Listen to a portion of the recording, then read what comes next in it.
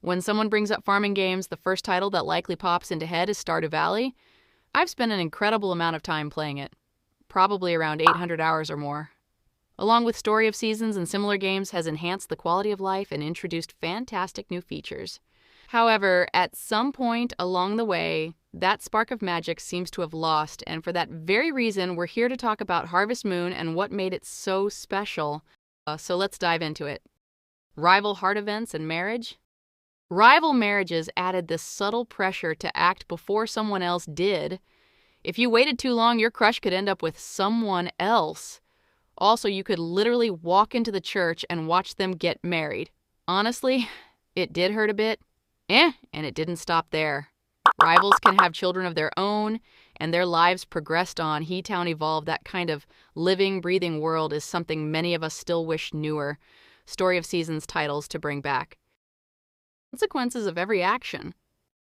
Another thing Old Harvest Moon wasn't afraid to do was to add challenges along the way. Like in classic titles like Harvest Moon, Back to Nature, you had 3 in-game years to restore the farm to its former glory. 3 years. That was it.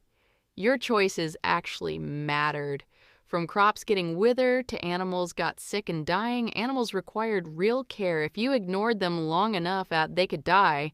And even if you took perfect care of them, animals would eventually pass away anyway from old age.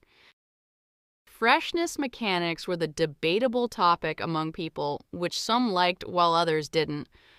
But personally, I kind of loved it, especially in Tale of Two Towns and how well it was executed in the game.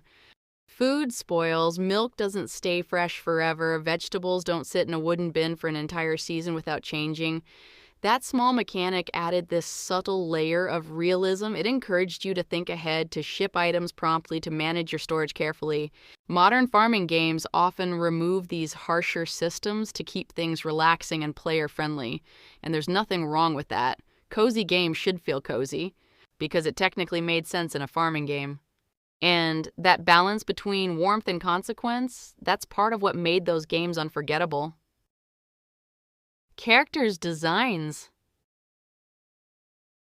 Before everything moved toward that ultra-polished modern anime aesthetic, the character designs by artists like Igusa Matsuyama had this specific chibi charm that felt unique. Some of memorable characters were the magical beings such as Harvest Goddess, the witch especially, and how flashed out her character was in DS Cute, and our beloved wizard. The bachelors and bachelorettes in Animal Parade were most interesting in the series, at least for me. The character designs for Animal Parade were created by Masaki Hiramatsu, who also worked previously on Tree of Tranquility, which I haven't played yet. Someday I wish they continued with that style instead of leaning towards anime style, but that topic is to touch for another time.